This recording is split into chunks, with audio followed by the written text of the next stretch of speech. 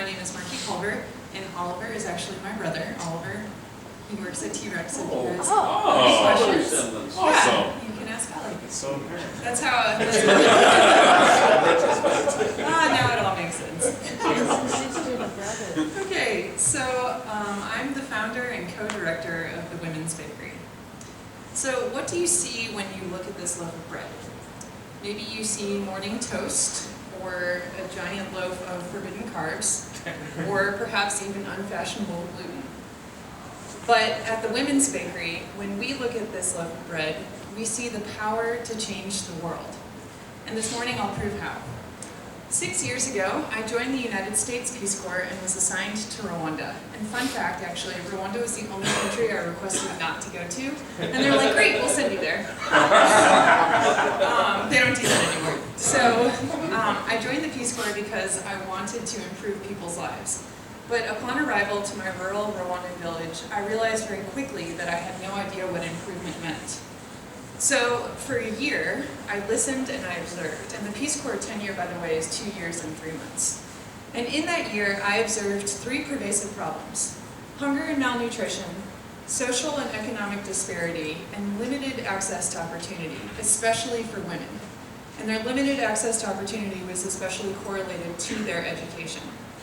So I realized in this context that improving people's lives meant creating access to opportunity.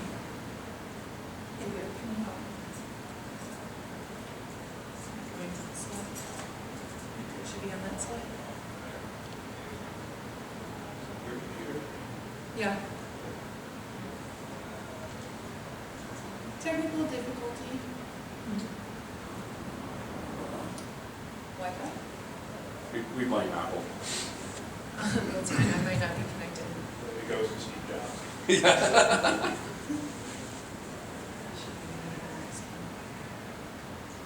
Perfect, thank you. So, okay, again, I realized that improvement in the Rwandan context meant creating access to opportunity. But what the heck does that mean, and how do you do it? Well, the question answered itself one day in the form of bread. Now, when you join the Peace Corps, you agree to live as the people you're certain to live. In my rural Rwandan village, that meant 1 meal a day. So in the name of solidarity, I ate 1 meal a day for about a year, until I realized, wait a minute, I'm super hungry. And I know you're super hungry, and I know your kids are super hungry. So let's figure something out here. And I began training a group of women how to make bread.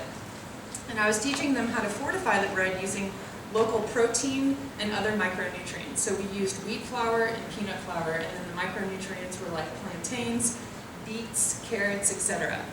And I was teaching the women how to do the same, and they liked it, and their children liked it, which was my goal. It was to empower the women to make a nutritious snack for their children at home. But after a few months of baking, a couple of women came to me and informed me that they had just successfully sold their fortified bread at a nearby market. These industrious women had just created a market for this fortified bread, meeting local demand with local supply. And that's when lightning struck for me, that something as simple as a loaf of bread had the power to create jobs, improve community nutrition, and spark local economic growth. And thus, the Women's Bakery was born. The Women's Bakery is a social enterprise that empowers women through business and education. We equip women with the skills necessary for them to launch and manage nutrition-centric, profitable bakeries. So in English, we teach women how to make and sell healthy breads and manage a business. We are a hybrid model, which means that we are a 501c3 charity, public charity in the United States, and we're a for-profit company in Rwanda. So the charity acts more as like an incubator, where we are raising funds to support all of our programmatic efforts in Rwanda until Rwanda can become a self-sustaining enterprise. So we're for-profit over there because we get hired for the package that we call our Bakery in a Box package. We get hired by NGOs, other nonprofit organizations, and government agencies for our Bakery in a Box package. And the reason we're for-profit over there because we've been asked to become a nonprofit by several people, but it enables us to collaborate with rather than compete against other nonprofits and NGOs. And also it ensures that we will have at some point a level of sustainability. So our Bakery in a Box package is a comprehensive training and business curation process. We equip women with 150 hours of training. This training is tailored to every group to meet their level of education and also literacy, because we often have ladies who are illiterate in our group, and that doesn't disqualify them from this training. The trainings, as I said, are locally tailored and they're taught in the local language. Then we train them how to source local nutritious ingredients to make and sell that healthy bread. We start very broadly in all of our education, and then we get very specific with bakery management. When women graduate, they're pre-approved for a microloan, which they can choose to use individually or as a group, and then we stay with them to help them launch their bakery. And we're with them for the first year of their operations to ensure their success, but also profitability. And it's working. In the last 2 years, we've graduated 51 women and 3 men. Woo. And we've helped to launch 11 bakeries. We have 9 in Tanzania and 2 in Rwanda. Collectively, these bakeries sell 3,600 pieces of bread a month.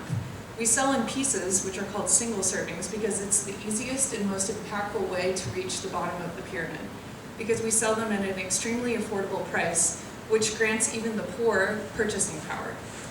1 piece of our bread has on average 5 grams of protein.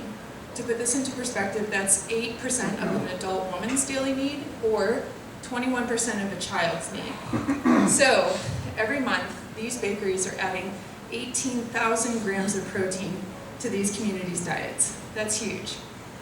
What's even bigger, though, is that after the women work at our bakeries for a few months, they can double their previous incomes. So just take a moment to imagine what you could do if you doubled your income. It's huge. And it's especially impactful for women in Tanzania and Rwanda, because the UN just did a study that shows that women in developing countries reinvest 90% of what they earn into the health, education, and safety of their families.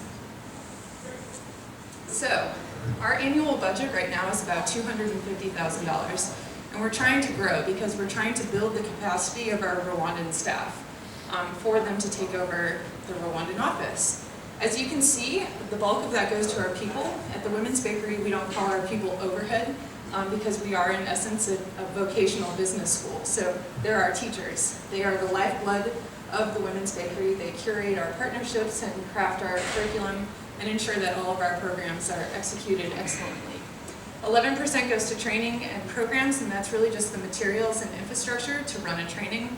And then 8% goes to professional services like legal and accounting. So my request to you all this morning is, if you're inspired by this story, I ask you to share it.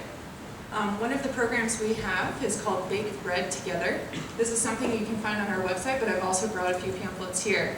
And we provide you a fact sheet on what the Women's Bakery is, as well as a few recipes from our bakeries in Rwanda and Tanzania. And so we invite you to bake that bread in your home or wherever.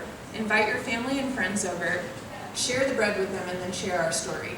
And hopefully in doing so, you'll inspire them to either share our story or help us raise funds.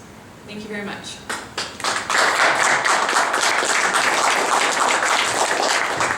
Just stay for questions. Okay, yeah. So please wait for the microphone before asking your question.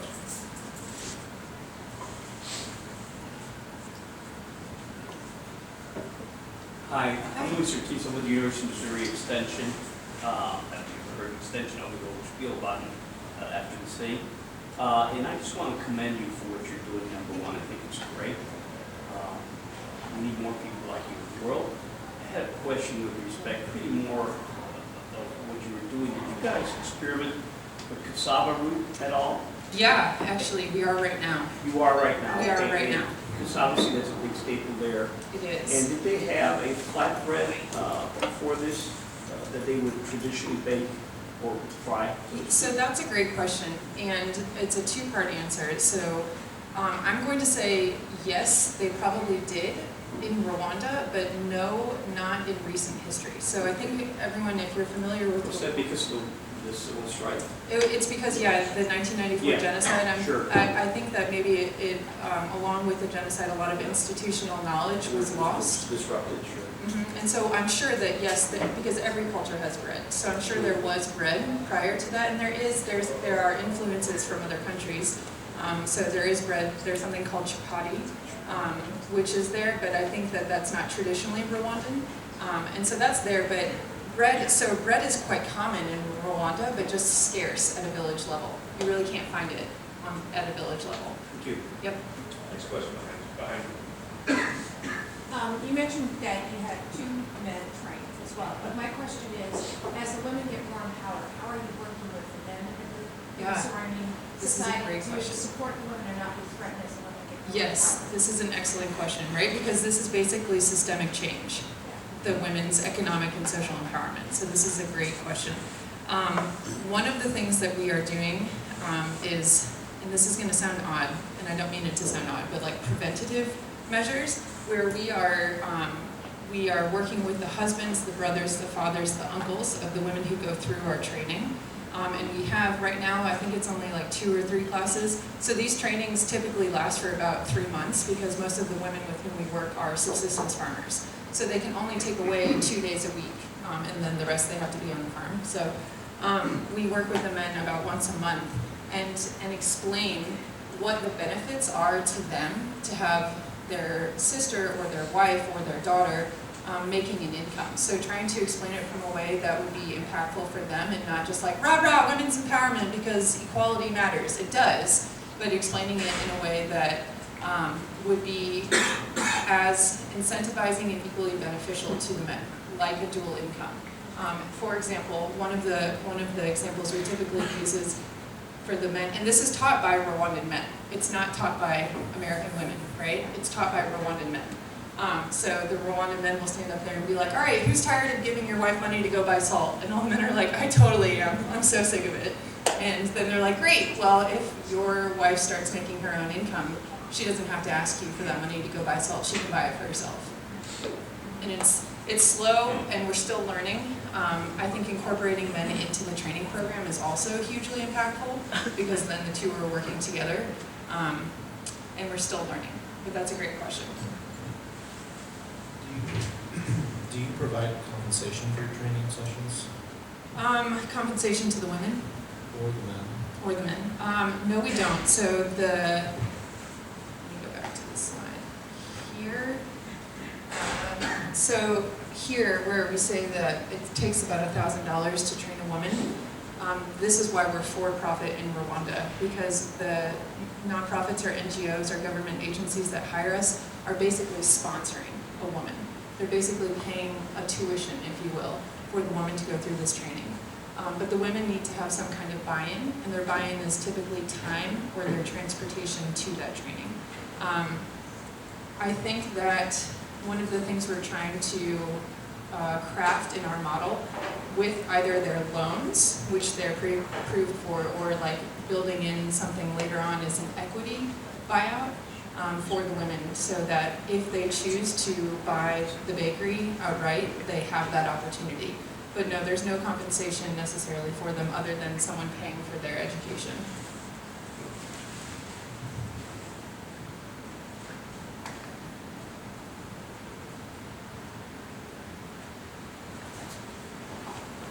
It's awesome. Thanks. I mean, that goes without saying, I think. But have you heard of Mavuno? Or- Yeah. Yeah. Okay. Dan, Cool. yeah, he's I just want to awesome. make sure We're you gonna guys totally are connected. collaborate, It's yeah. similar world, similar Yep. like location, Yep. and all that kind of stuff. So Mavuno is another nonprofit that's headquartered in St. Louis, and he works in the Congo, which is a country that borders Rwanda. And he's awesome, and Mavuno is awesome, and yes, we talked. Cool. Yep. Hardcore collaboration there.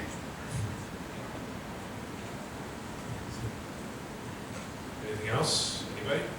So I'm going to ask a question to myself that I usually get, which is, Marky, this is so nice, but how come you don't do this in the United States where there's equal need?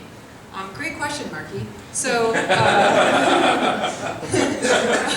the answer is we do now, actually. So the reason we started in Rwanda is because I was placed in Rwanda with the Peace Corps, and because literally I woke up one day, I was like, dude, I'm so hungry, and I'm going to figure out how to not be hungry anymore. And then it just sort of grew organically from that.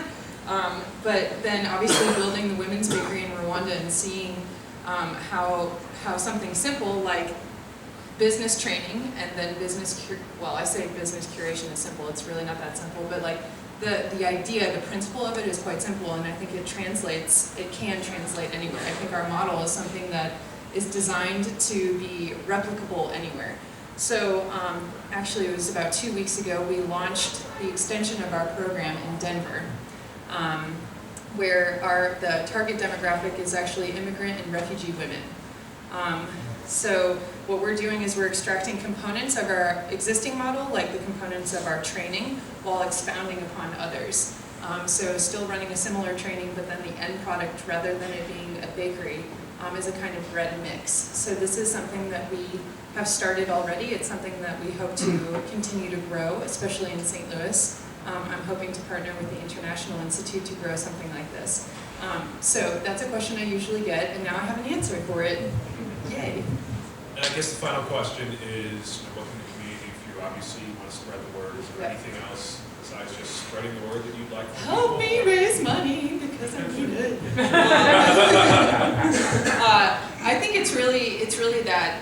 I think it is spreading the word because that's powerful. It helps a lot, because one of the things that I have realized in doing this, because I actually didn't want to start the women's bakery. Maybe Joe knows that. Oliver certainly does, my brother. I came home from Rwanda and was like, right, I'm going to be an investment banker and I can't wait.